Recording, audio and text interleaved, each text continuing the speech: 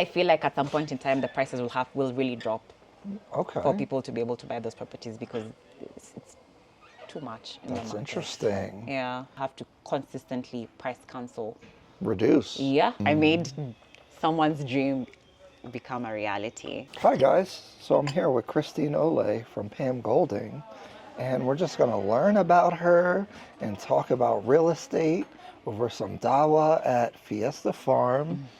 It's very nice out here, and yeah. But so where are you from originally? I'm from Nairobi, Kenya. You're from Nairobi? Yes, born and bred. Really? Yeah, so I'm proper local. What got you into real estate? A friend of mine. She was Really? in real estate and she really loved her job. I mean, I don't think I'd ever seen someone so enthusiastic about what they were doing. Really? When was this? Like what time period? 2020, 2021, COVID time. Yeah. And I mean, I was just like, actually, by the way, I talk a lot. I'm extroverted. I love good things. I can sell. I was in sales before, so there's a flexibility that real estate it has that I really enjoy. Allegedly. Allegedly. Do you guys have like TV shows or things? Because you know in the States, people glamorize real estate. It's like, oh, you don't do anything, you just show houses and you make a bunch of money and you look cool and you drive a nice car and you do whatever you want during the day and have nice lunches. Yeah, selling sunset kind of thing. Yeah. Okay. We do watch those. We don't have like a Kenyan one. Oh, okay. But that's still the assumption. That's a perception? Yeah. Oh. Just sit and make lots of money. People just come and they buy immediately and it's smooth.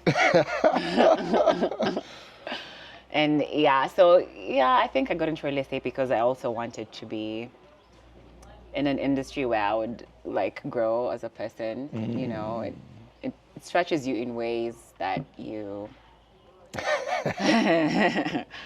I mean, I wasn't ready, but in a way, I like that because you're constantly exposed to something different. It stretches you, you learn a lot, you grow a lot. I'm not the same person I was when I joined, and I appreciate that about my job. And also, I really love, you know, making a difference in people's lives, seeing people find their dream homes, seeing landlords getting tenants as well. So. Yeah, I think I don't think it gets boring, right? Like, and you get to meet interesting people that could be good or bad sometimes. Yeah. Yeah, I'm sure both of us, I'm sure we have stories for days. We could write books. Yeah. I have a client right now that reached out and they want to buy a house, but they said, I can't start looking until after August 11th. And I referred it to one of my agents back home. And I said, she can't start looking till August 11th. And I didn't ask why. Yeah. So eventually my agent, when she takes the referral, asks, why can't we look before August 11th? Like, what's going on? Are you waiting to sell a house? What are you doing? She was like, Mercury's in retrograde. Sorry, what? Mercury is in retrograde. And it ends on August 11th.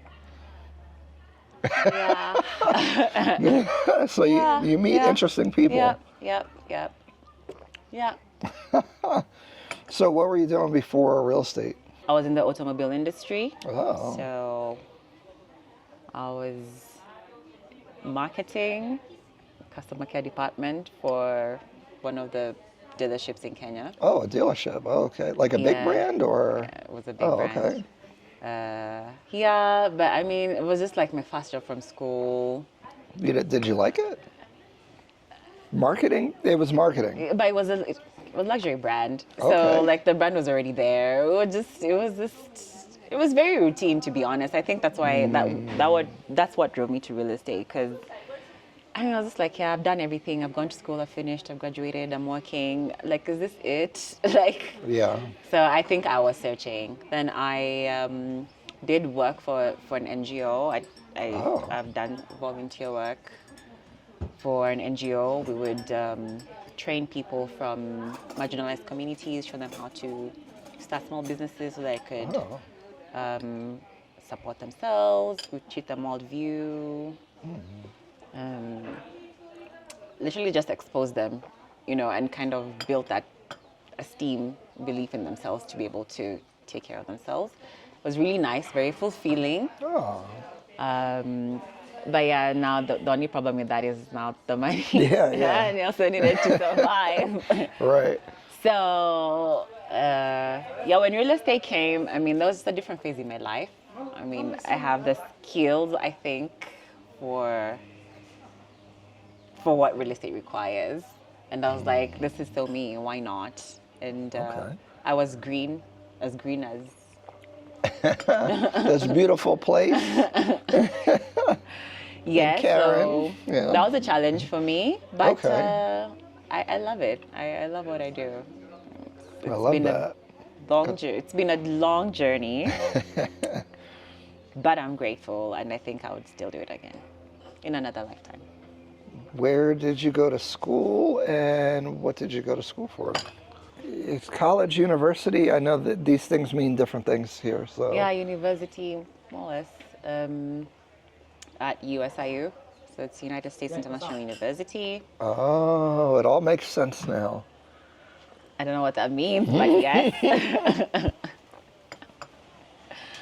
Yeah, so went to school, graduated, and yeah, here I am. What did you think you were gonna do when you were like a kid, or like when I grow up I want to do this? I wanted to be cabin crew.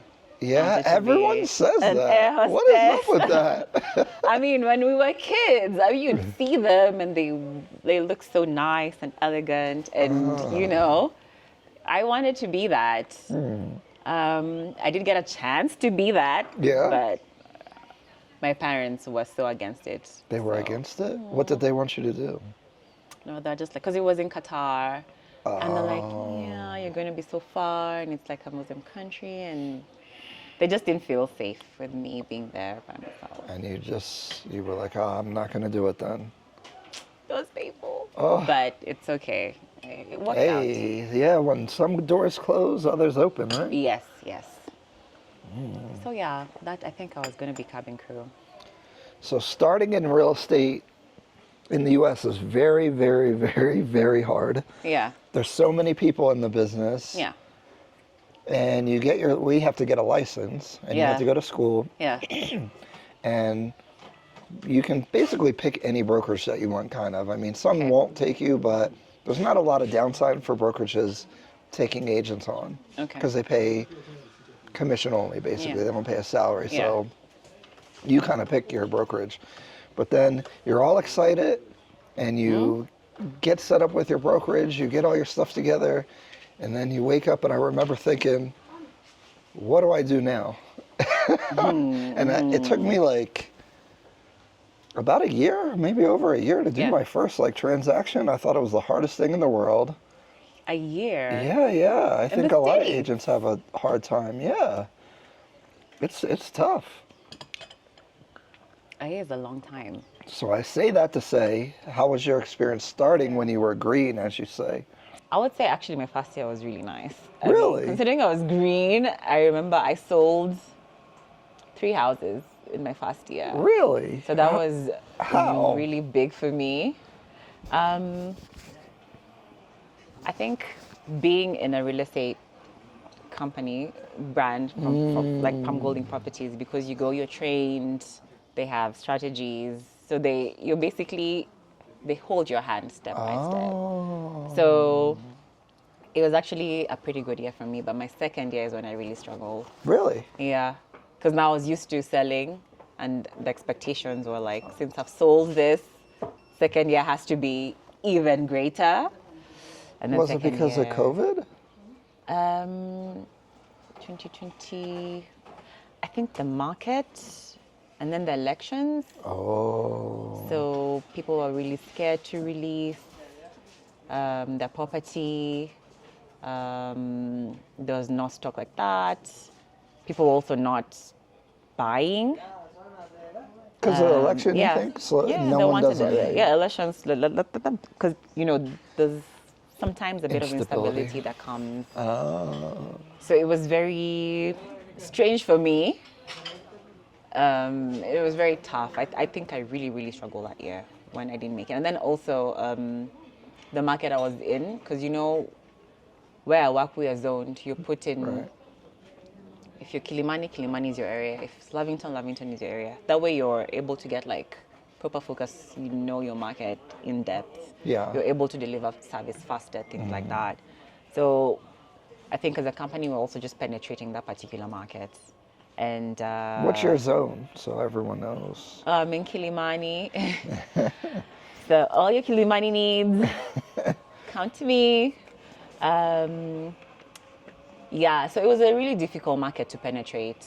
And yeah, I think just meeting different people, like you're saying, different sellers, different buyers.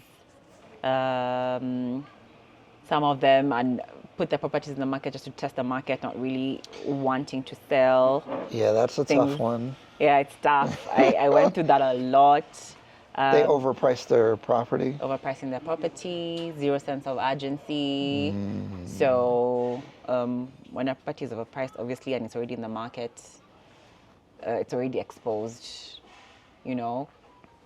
removing it from the market, bringing it back again, people start questioning. Same as the U.S. That's the same exact thing. The days on market is important. Exactly. If you're taking it off, they think something's wrong with it. It's funny how similar real estate works. Yeah. What's your thoughts on the Kilimani market? Kilimani has exploded. There's a lot of construction right now. But Kilimani is also very central. It's like in the middle of everything. So a lot of people prefer that because of convenience. A lot of high-rise buildings are coming up. A lot of apartments are coming up. A lot. A lot.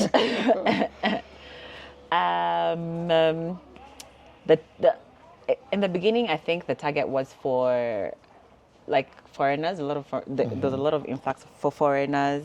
So a lot of people are buying to rent Airbnbs or to do long-term furnished units. And at first it was really good. Right now I can say there's a bit of a glut in the furnished market section. Right. Because people went overboard in furnishing their properties. So it kind of helps though in terms of regulating the prices, because now the prices have to be a bit tempered. Which is a good thing for local people that want to still stay central, right? Yes, it's a good thing for local people. And that's a phenomenon that happened in the U.S. is a lot of people went for Airbnbs because it was trendy, and you see that the gross number could be double what the rent would be unfurnished, right? Yeah. But now we're seeing, I guess, even what you're saying is it's even slowing down over here in Nairobi. Yeah, there's an oversupply. But it'll balance out, maybe. It does, because now the prices come back. Because at that time, guys were just whatever price, you'd always get a tenant. But right now, price is what determines whether people are going to take a property here in Kenya. Right.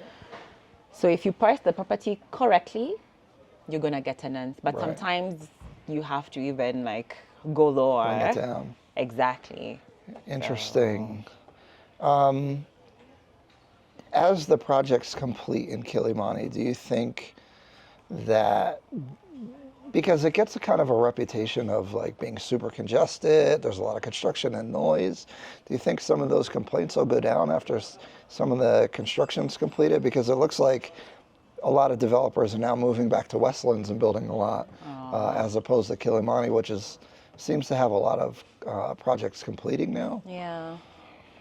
Or do you think it'll still be congested and crazy and a lot of traffic and a lot of noise? Because when people complain about construction noise, to me, it's a temporary problem. Yeah.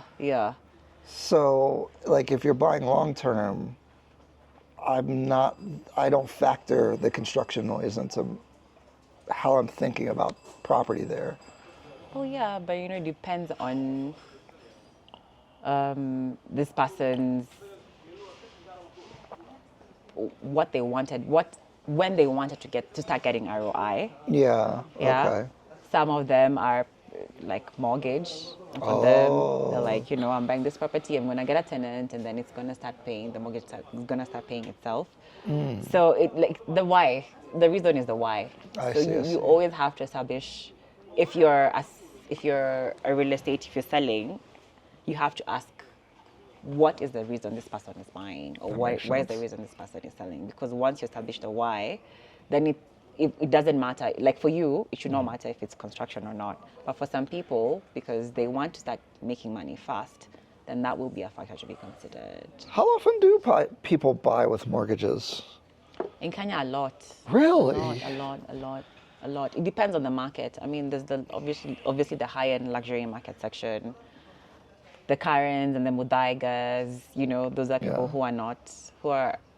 Are they buying with cash? Yeah, people buy 100 with million? cash. Yeah. 150 million? That's cash? Yeah. Oof. Most of the people who buy in those areas Are buying cash? usually are cash That's buyers. big money. Yeah, but then now for people in this pool, some of them are first-time homeowners. Some of them are young people. You're just buying your first apartment or something. Okay. So most of them will be mortgage buyers. And so those are factors to consider, because if I'm buying to invest, then I would want to see my property and money. And also now that also comes back to what we're talking about in terms of the developers. You have to do your research on whether these are people who finish construction when they say they will finish construction, because you find a lot of people invest their money, they're told it's going to be complete in a particular time, and then It can go over. it can go over and they're greatly inconvenienced. So just a lot of factors to consider. For Kilimani, I would say right now, there are sides of Kilimani that are still not as congested. So State House Road, Dennis Street, Lenana Road. So people with families prefer to go that side. Okay. But then there's this other side, Kilimani, Kindaruma. I feel like at some point in time, the prices will really drop for people to be able to buy those properties, because it's too much in the That's market. interesting. Yeah. Could you give or describe the maybe top 3 demographics of the buyers? Like, who are these people? Like, who's generally buying? And then also for rentals, who are those people that are renting, furnished or unfurnished? So for Kilimani, I would say top 3 buyers would be developers, number 1. So they would, you find maybe like areas where 20, 30 years ago, there were like estates with townhouses. So right now they're buying them out. They're buying demolish high-rise. I mean, like buying the after product after Or the the developer after, or comes in. the apartments. Yeah, apartments or whatever you happen to be selling. So you've been selling to developers and stuff as well? Well, we sell on behalf of the homeowner. Right. Yes, but you'd find in areas like that, in areas where there are townhouses, especially that are close to the road or close to amenities like the junction. Yeah, developers are buying. Yes, developers are buying land. Oh. Yeah. I mean, properties there so that they can build high-rise buildings. Are they offering more than what other people would pay for those? Obviously. Yeah. Obviously. Significantly more. Significantly more. So it's really good money. So that's how that's happening, is that they're going to the owners of townhouses, estates, smaller developments, and offering a lot of money. Yeah. Yep. So. Because someone that wants to buy that townhouse probably isn't going to offer. Exactly. Right. Yeah. Okay. Yeah. But then the apartments and just what you're seeing as buyers and renters, because the big concern is the oversaturation and then people buying on speculation, right? So if people are buying and rushing in the Kilimani and buying to speculate, just because everything's selling out and everything's buying, or it's getting purchased really fast, doesn't necessarily mean that it's a strong market, because what's the underlying market to that? So I was curious if most of the buyers are investors, are they foreign, are they locals? And then especially like tenants, because the question is, who is affording these properties because they're considered expensive to locals? Okay, most buyers would be investors, I would say, but even local investors, because Yeah. some of those apartments are not as high priced. Yeah, I and guess. Kilimani is less than In Westlands Kilimani, by exactly. 20, So 30% maybe. Or exactly. So it's appealing to them because there's a possibility of becoming a homeowner. You know, okay. you want to own something, you can be a landlord. So for them, they're buying in the mind of, I'm gonna buy a property, 7 million, 7.5. I have an apartment that's mine. Right. I'm gonna rent it out. It's gonna bring me money. So in that aspect, yes, a lot of Kenyans are also buying. Okay, that's good to hear. But now the problem is the ROI because sometimes, because now when a lot of people are buying in one place, it affects the rent. And I've had a lot of those experiences with my landlords where I have to consistently price cancel. Reduce. Yeah, because like I know this is what we said, but It's listen, not moving. everyone is doing what you're doing. So Right. for us to make this thing move. So it's actually a thing because you find someone with a property, it stays in the market for 2-3 months. So do you think most of the sellers or landlords are overpricing and that's why there's vacancy? So if they lower their price, will they quickly get people? Yeah, well, I would not say overpricing. It's just there's an oversupply.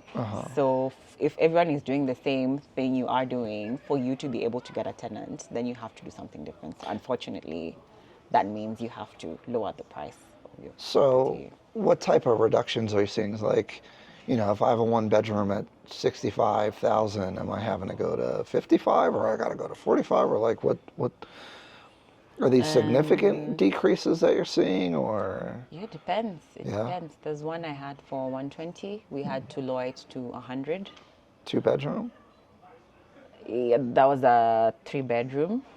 3 bedroom, Yeah. lower down. Was it older, No, it wasn't old. It wasn't. It was not. Really? It was modern. It was very nice. But Are threes harder to rent? it should be easier.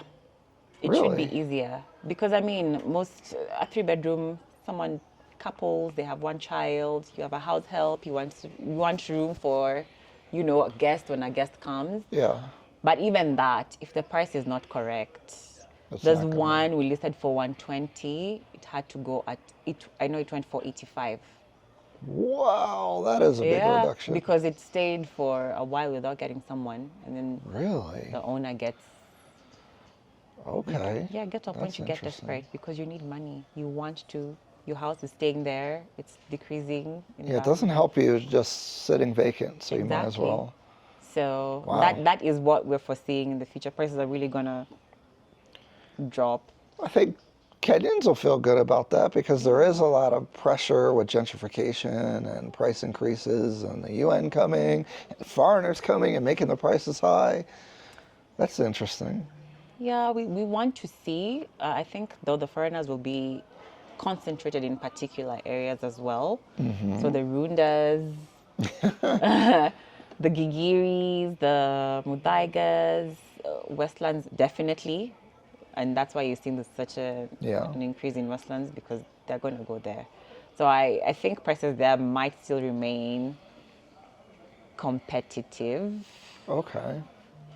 Well, they're not building that much in Muthaiga, No, Gigiri, not right? Mudaiga. Yeah. Westlands. You said Yeah, Westlands. Westlands. You think Westlands will hold its Yeah. pricing?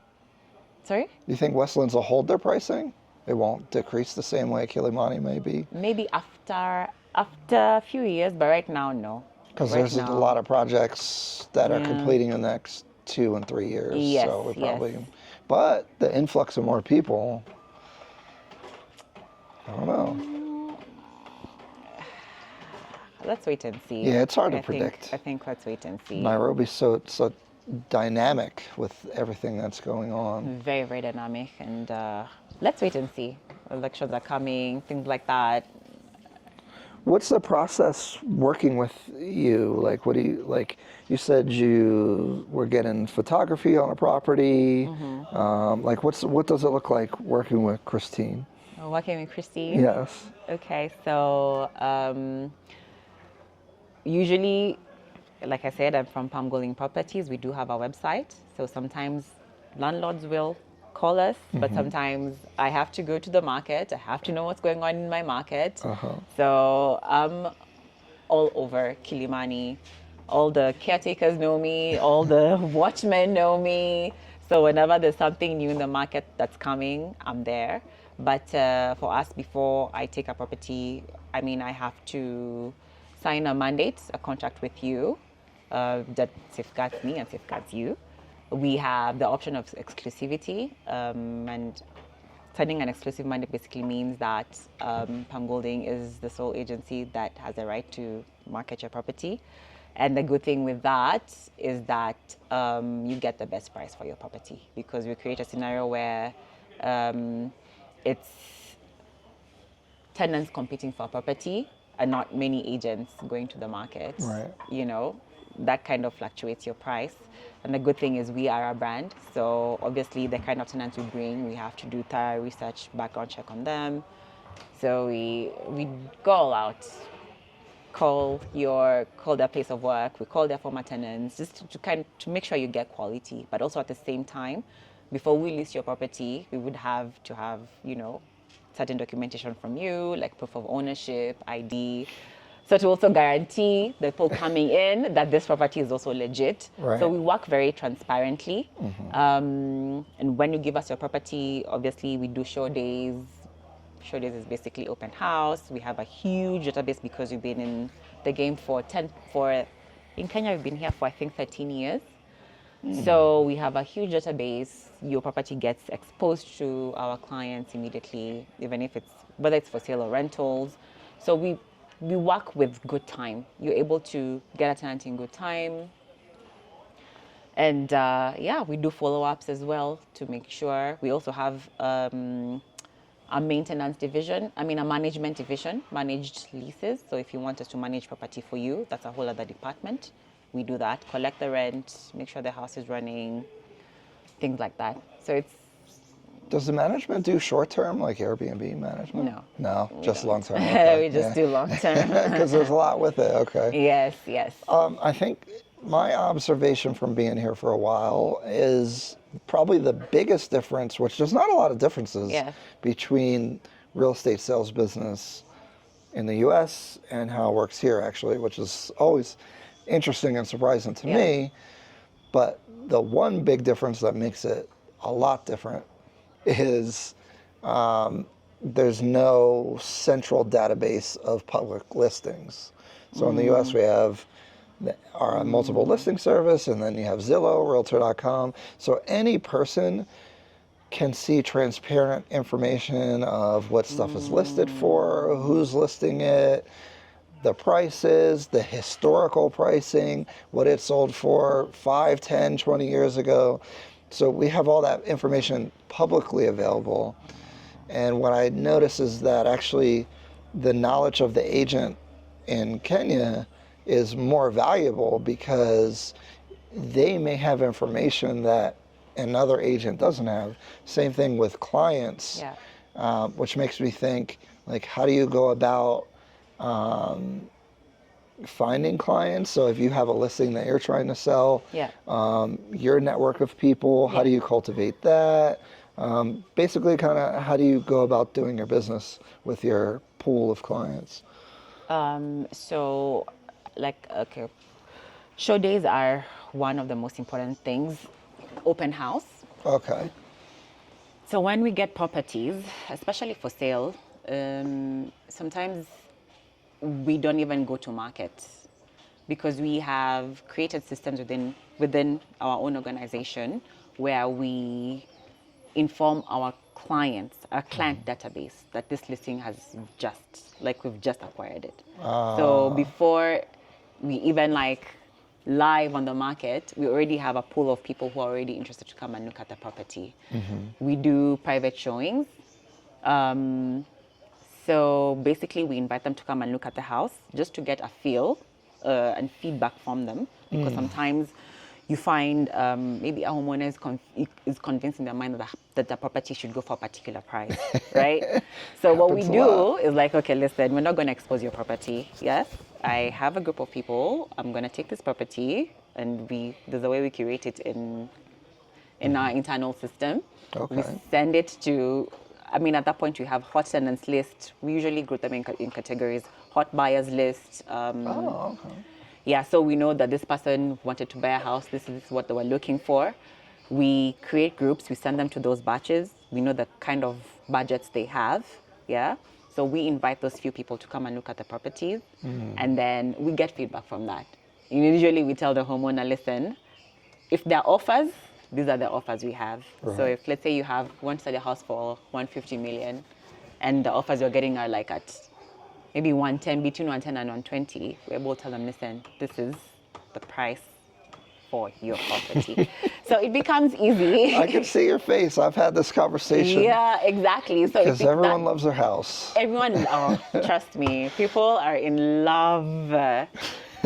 So it becomes very easy in that sense. So you find we don't even go to market, but if we go to market, then we go to market at the right price. Right. Right.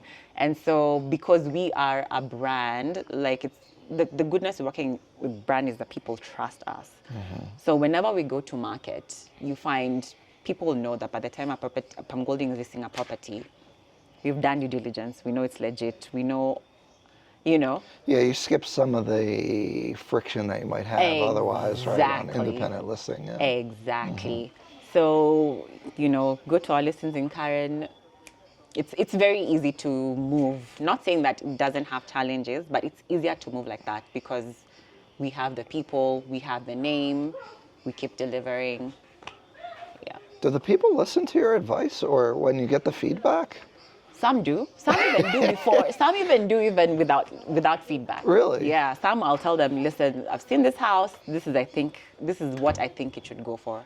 Some do listen. Some have to be convinced by the private showing. Yeah.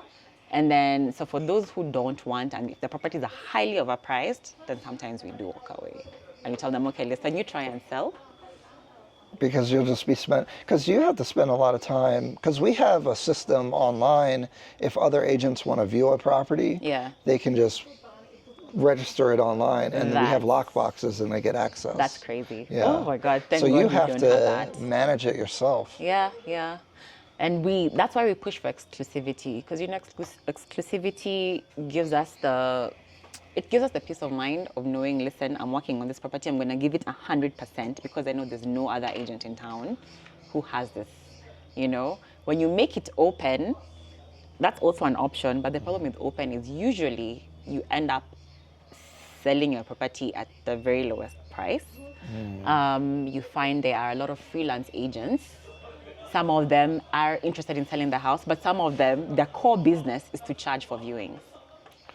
So, Oh, wow. yeah, that's their core business. So for them, the longer your house stays on the market, The more better they're it making. is. Exactly. Off of showing Yeah. wow. Yeah.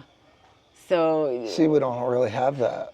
yeah, so we do. Wow, that's interesting. Okay, that's Yeah. another difference. Yeah. Oh. Yeah. So every time they bring a client, the client pays them. They bring 3, 4, 5 people a week. They've made. Dang, really? Okay. Yeah. So you as the homeowner, you feel like they're working, but they're not working for you. They're working for themselves, right? And so it kind of really frustrates someone who's really working for you because they tell the homeowner everything the homeowner wants to hear.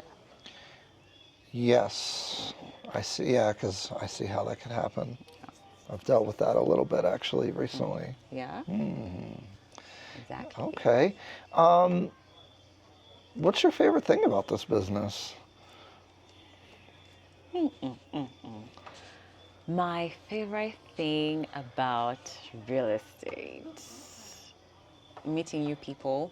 I mean, it's fun because every experience is different. Yeah. Every experience is different, but I love closing.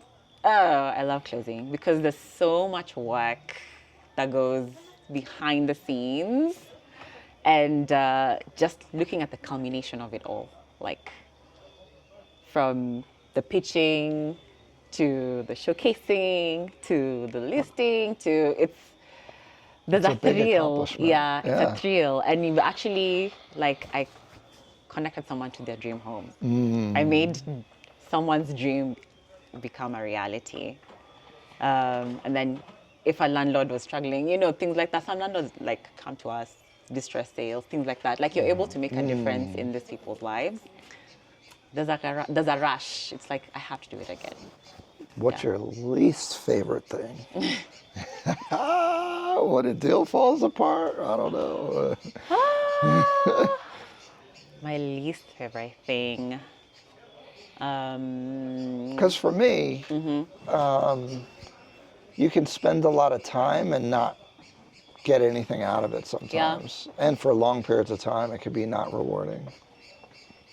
Yeah. I don't know if that's the worst thing, but that's something that came to my mind. I think for me that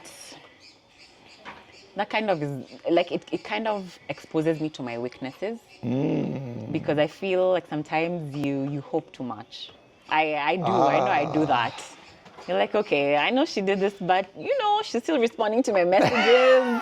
So maybe so you're like, no, I have to learn to just like Fire them? Yeah, okay. Yeah, this time wasters, I need to, I do the same. Yeah, but I think you got to take a chance. Exactly. So sometimes, like, when do I, like, not knowing, do I take a chance with this one or, That comes with experience, I it think, comes over with time. experience.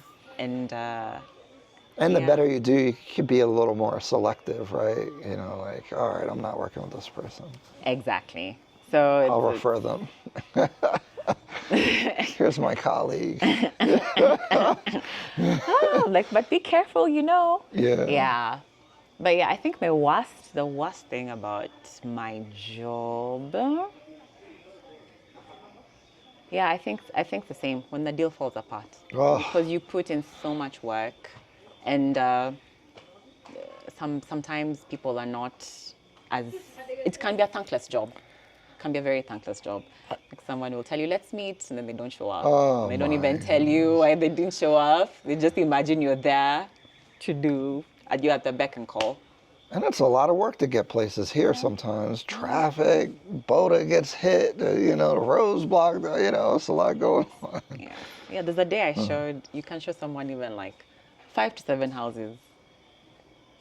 And then And they're they like, just disappear. yeah, I changed my mind. Actually, I'm not even. Gas money, yep. Yeah, no, Time. those are not things they consider. So, yeah, but when a deal falls apart, that's not a good feeling, especially Yeah. if you've really put a lot of time. So speaking of deals, what does a transaction look like here? Like, what's the process? For sales, Yeah, let's say sales, because leases are pretty easy, right? You just yeah. yeah.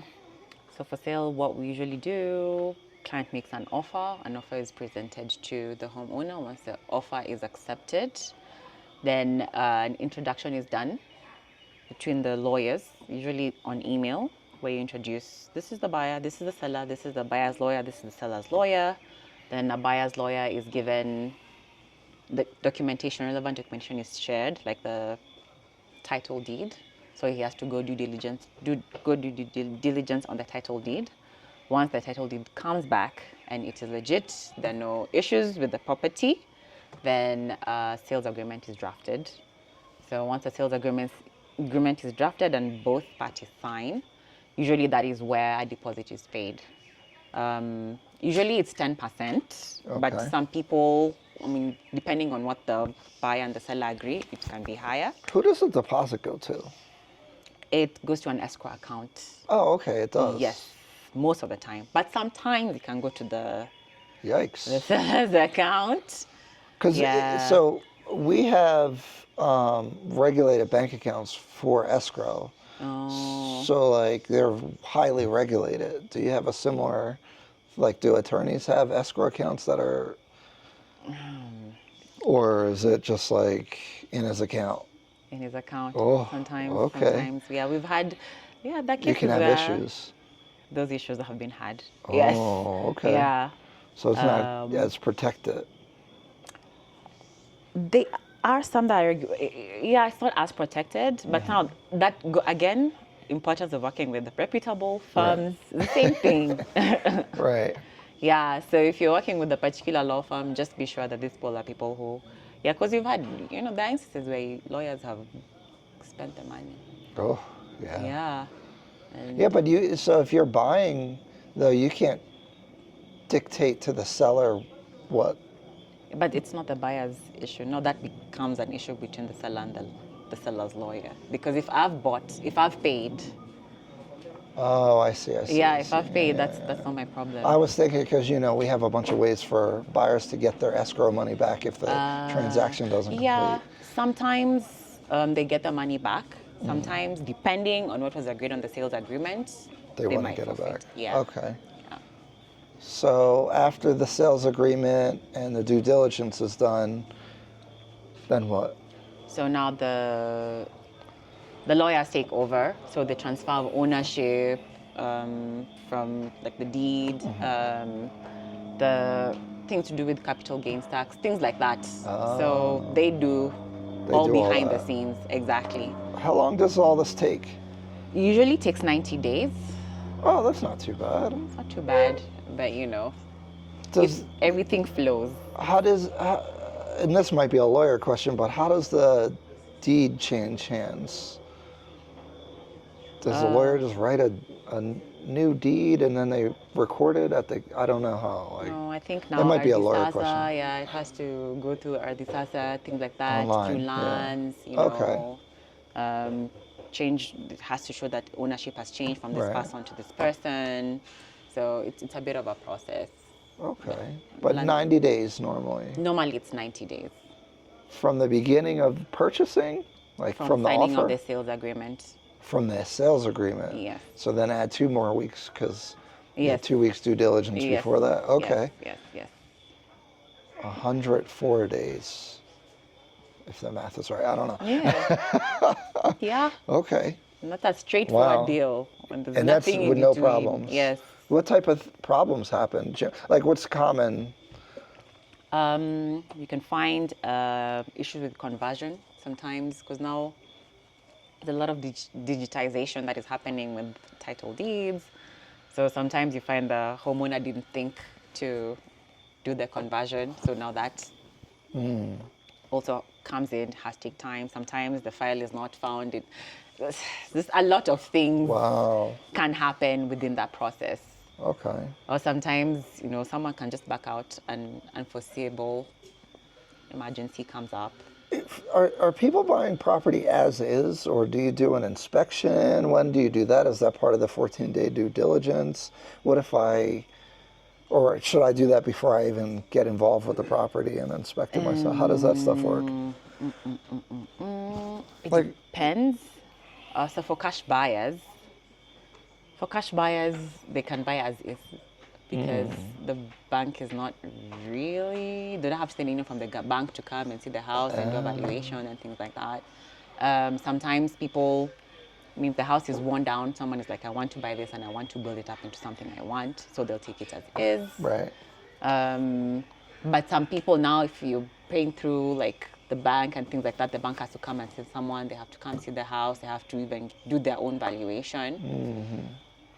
And then now, once you get the go-ahead. Okay. Yeah.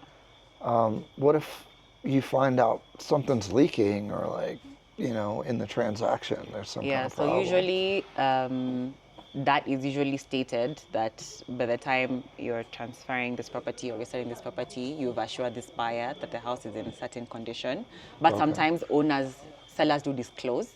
They usually say the house has leakages and this and this and this.